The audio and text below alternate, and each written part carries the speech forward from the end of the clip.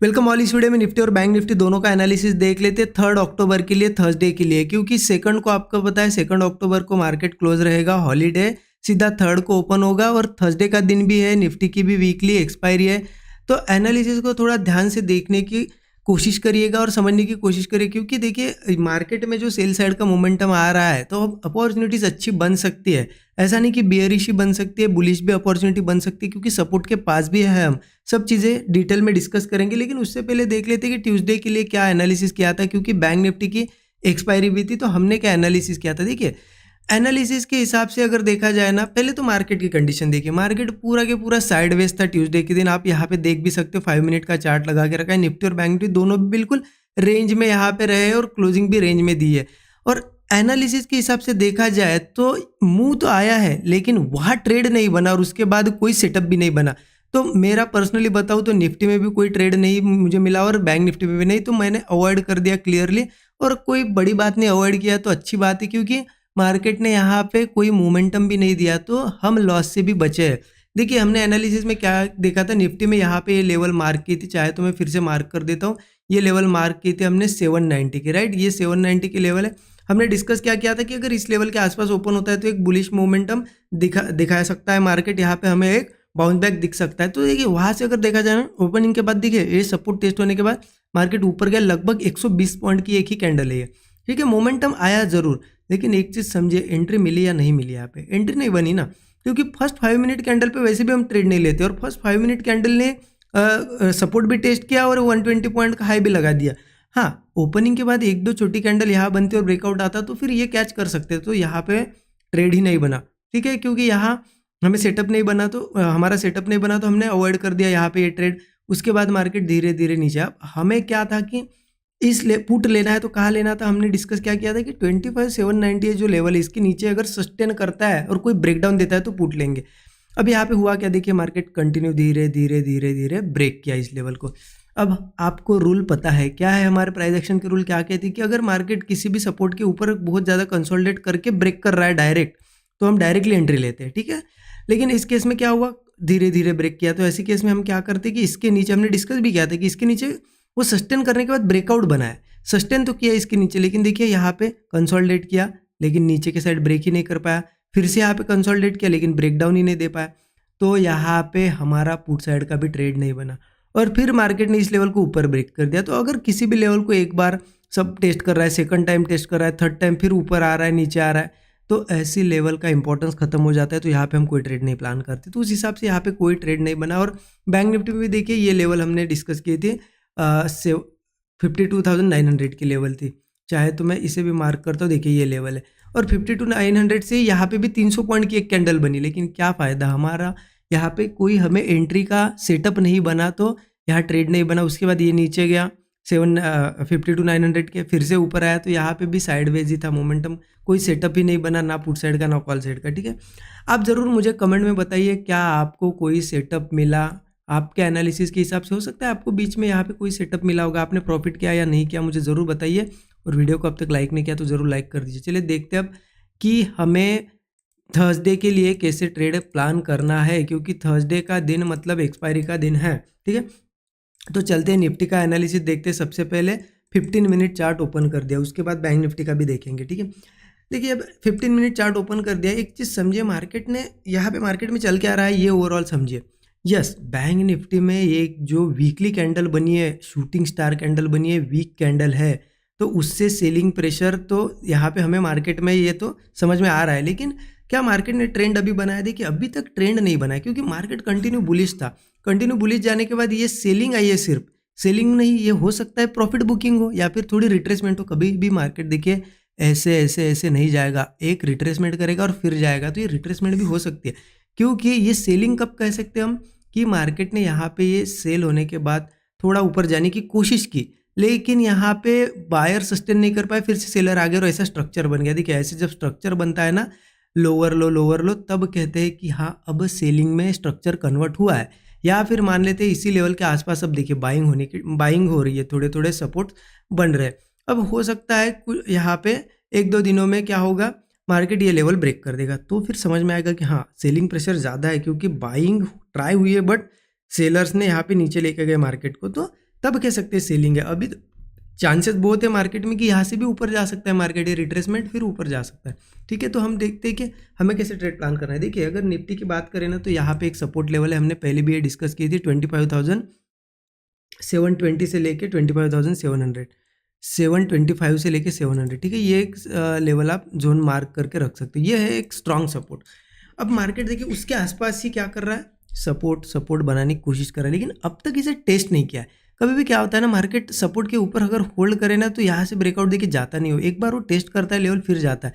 तो एक अच्छी अपॉर्चुनिटी होगी अगर इस लेवल के आसपास ओपन हो। ठीक है, अगर मार्केट ये 25,725 से लेकर 25,720 ये जो जोन है 25 पॉइंट का जोन है ये पूरा, इस जोन के पास अगर ओपन होता है और यहाँ पे होल्ड कर जाता है, मतलब यहाँ डबल बॉटम बना है या फिर यहाँ कंसोलिडेट करे थोड़ा और ब्रेकआउट बनाए, तो ज़रूर कॉल ट्राई करेंगे, क्योंकि यहाँ पे मार्केट होल्ड करने की कोशिश कर रहा है।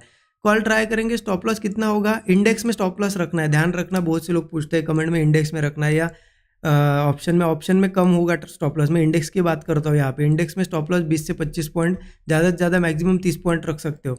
टारगेट मिनिमम 1:3 होना चाहिए, क्योंकि यहाँ पे एक हमारा 1:3 का टारगेट होगा, फिर उसके बाद ट्रेंड चेंज होता है तो बड़े टारगेट हम लेंगे ट्रेल करते करते, लेकिन एक इनिशियल टारगेट 1:3 का होगा।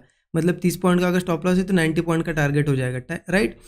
ठीक है, अब ये तो हो गई चलो बात, फ्लैट वगैरह ओपन होता है इस लेवल पे आता है। तो अगर गैप अप होता है तो क्या करना है, देखिए गैप अप होता है ना तो एक चीज़ क्या हो सकती है, सपोर्ट अभी तक अच्छे से टेस्ट नहीं हुआ, तो एक पॉसिबिलिटी क्या है ना, गैप अप के बाद अगर मार्केट कोई हाई बनाता है और उस हाई तक वापस प्रोसीड नहीं कर पाता है, जा नहीं पाता है, इसके नीचे नीचे होल्ड करता है और कोई ब्रेकडाउन देता है, तो पुट जरूर ट्राई करें, क्योंकि मार्केट एक बार ट्राई करेगा फिर सपोर्ट पे आने के, और सपोर्ट पे वो डिसीजन लेगा ऊपर जाना है या नीचे जाना है। ठीक है, तो एक पुट साइड का भी ट्रेड बनता है। स्टॉप लॉस वही 25-30 पॉइंट, टारगेट 1:3 का एक रखेंगे, या फिर ये टारगेट हम रख सकते हैं इस जोन का। ठीक है, ऊपर अगर गैप अप होता है तब की बात कर रहा हूँ मैं। ओके, क्लियर हो गया आपको ये।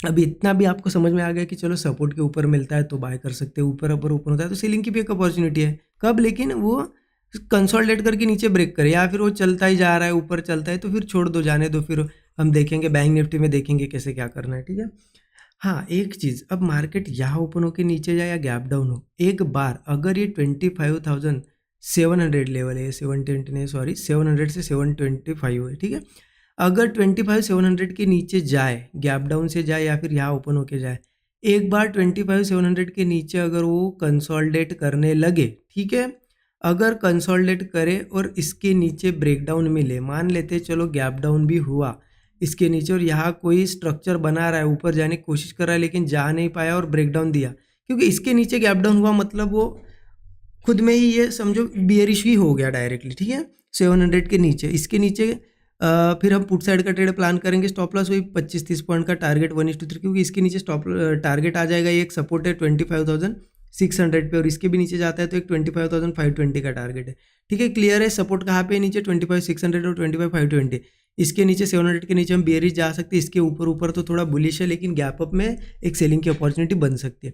मैंने डिटेल में चीज़ें बताई है निफ्टी में, तो आप ये सभी लेवल्स मार्क करके रखना। ठीक है, इसका स्क्रीनशॉट लेके रखो, मार्क करके रखो, और ऐसा सेटअप बनेगा तभी ट्रेड प्लान करो। जल्दबाजी बिल्कुल नहीं करनी है। कभी कभी क्या होता है, यहाँ पे वो होल्ड कर रहा है ऊपर जा रहा है, आपको लगता है नहीं चलो सपोर्ट के पास है चलो ले लेते हैं कॉल, वो फिर नीचे आता है और आपको लगता है फिर हमारा क्यों ऐसे लग गया, क्योंकि आपने उस लेवल का वेट नहीं किया। ये चीज़ें होती है। ठीक है, तो निफ्टी का एनालिसिस, चलो बैंक निफ्टी का भी देख लेते हैं फटाक से। बैंक निफ्टी का चार्ट ओपन कर दिया, वीकली कैंडल यहाँ पे बहुत बियरिश प्रेशर दिखा रही है, ये शूटिंग स्टार कैंडल है और रेजिस्टेंस के पास है, इसीलिए थोड़ा सेलिंग प्रेशर तो है मार्केट में।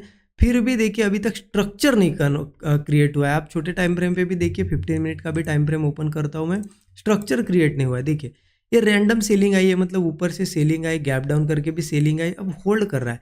अब ये होल्ड के बाद नीचे जाता है तो सेलिंग प्रेशर दिखाई देगा, या फिर थोड़ा ऊपर जाके नीचे जाता है तो एक स्ट्रक्चर क्रिएट होगा। अभी के लिए तो हो सकता है यहाँ से ऊपर भी जाए, क्योंकि यहाँ पे भी एक सपोर्ट है। अब ये सपोर्ट लेवल कौन सी है, यहाँ पे है सपोर्ट, पहले भी हमने देखा ये 52,900 का।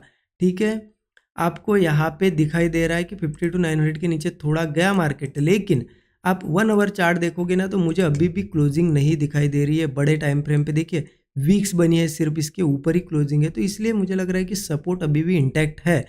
तो हम क्या करेंगे यहाँ पे, देखिए बहुत सिंपल है, 52,900 जो लेवल है इसके ऊपर ऊपर अगर मिलता है, देखिए यहाँ पे उसने क्या किया है, गिरने के बाद एक ऐसा स्ट्रक्चर बनाने की भी कोशिश की है।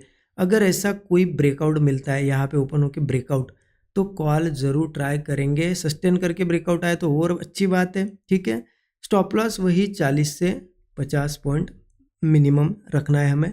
1:3 का एक टारगेट रखेंगे क्योंकि सपोर्ट के ऊपर अभी है हम, और सपोर्ट एक्टिविटी दिखाई भी दे रही है। मार्केट नीचे जाने की कोशिश की 1-2 बार, नहीं जा पाया, राइट। अब इसमें एक थोड़ा सा ट्विस्ट है, जैसा कि निफ्टी में क्या देखा हमने कि गैप अप के बाद सेलिंग अपॉर्चुनिटी बन सकती है, लेकिन बैंक निफ्टी का क्या है ना, ये सपोर्ट के ऊपर है तो गैप अप के बाद, ठीक है, होल्ड मतलब जो हाई बनेगा उसके बाद वो सस्टेन करके नीचे आता है तो ठीक है, कुछ क्वांटिटी में पुट ट्राई कर सकते हैं क्योंकि निफ्टी नीचे आएगा तो यह आएगा ज़रूर। बट अगर निफ्टी गैप अप होता है और वो ऊपर के ऊपर ही भागने लगता है, और सेम बैंक निफ्टी भी गैप अप के बाद कोई स्ट्रक्चर बना कि ऊपर का ही ब्रेकआउट देता है, तो कॉल ज़रूर ट्राई करेंगे बैंक निफ्टी में, थोड़ी कम क्वांटिटी में करना। बट सपोर्ट लिया है इसलिए क्या होता है ना, कभी कभी सपोर्ट अब लिया है, सीधे सीधे क्या होगा, थर्सडे के दिन ऊपर ओपन होगा और वो सस्टेन करके भाग जाएगा, नीचे भी नहीं आएगा। तो ये चीज़ें हो सकती है, तो इसलिए ऊपर के साइड हम कॉल ले सकते हैं बैंक निफ्टी में, खास करके सिर्फ बैंक निफ्टी में नहीं लेंगे, लेकिन कम क्वांटिटी में, स्मॉल क्वांटिटी में लेंगे। और फ्लैट वगैरह ओपन होता है तो आपको पता ही है, यहाँ कॉल हम ले सकते हैं। यस, अब पुट कब लेना है, मार्केट गैप डाउन हो या यहाँ से जाए, इंपॉर्टेंट है 52,900 के नीचे क्या करता है। अगर 52,900 के नीचे ही सस्टेन कर रहा है, ऐसा कोई स्ट्रक्चर बना रहा है और उसके बाद ब्रेकडाउन ही दे रहा है, तो पुट लेंगे क्योंकि सपोर्ट देखिए ट्राई हुआ है। अब सपोर्ट के नीचे सस्टेन करके नया ब्रेकडाउन आएगा तो हम ज़रूर पुट प्लान करेंगे। फिर सपोर्ट कहाँ पे, नीचे सीधा सीधा सपोर्ट फिर 52,630 पे और एक 52,420 पे, ये हमारे सपोर्ट लेवल है। तो मार्केट यहाँ से गिरेगा ना, सीधे इन सपोर्ट तक आएगा। या फिर सिंपल देखिए, कभी भी आपको अगर कंटिन्यूसली प्रॉफिट बनाना है तो एक चीज़ ध्यान रखना, अगर कोई भी लेवल पे आप ट्रेड लेते हो, स्टॉप लॉस जितना है ना आपका 40-50 पॉइंट है, मान लेते 50 पॉइंट का है, 1:3 का एक मिनिमम टारगेट रखो। देखिए अब यहाँ 50 पॉइंट का स्टॉप लॉस है, आपको मिल गए 150 पॉइंट, यहाँ पे हो गया 1:3। अब इसके बाद आपको लग रहा है कि नहीं यहाँ पे बहुत ज़्यादा होल्ड कर रहा है, एग्जिट कर दो, रिस्क मत लो क्योंकि वापस आएगा तो पूरा प्रॉफिट चला जाएगा। अब वो फ्लो में ही जा रहा है 300-400 पॉइंट, तो क्या दिक्कत है, ट्रेल करते रहो, प्रॉफिट बुक करते, लेकिन 1:3 के बाद अगर वो रुक रहा है तो बुक करो क्योंकि प्रॉफिट आपको घर ले जाना है। यहाँ पे सिर्फ आप देखने के लिए नहीं आए कि प्रॉफिट बना और वापस आया, वो बुक भी करना है, ठीक है। ये चीज़ें ध्यान रखो। आई होप चीज़ें आपको समझ में आई होगी। कमेंट में ज़रूर बताइए, थोड़ा फीडबैक बताया करें आप लोगों का कि क्या आपको एनालिसिस समझ में आता है, नहीं आता है, इंटरेस्टिंग लगता है, नहीं लगता है, क्या ज़्यादा टाइम नहीं लगता है एक कमेंट करने में, कुछ सेकंड्स का टाइम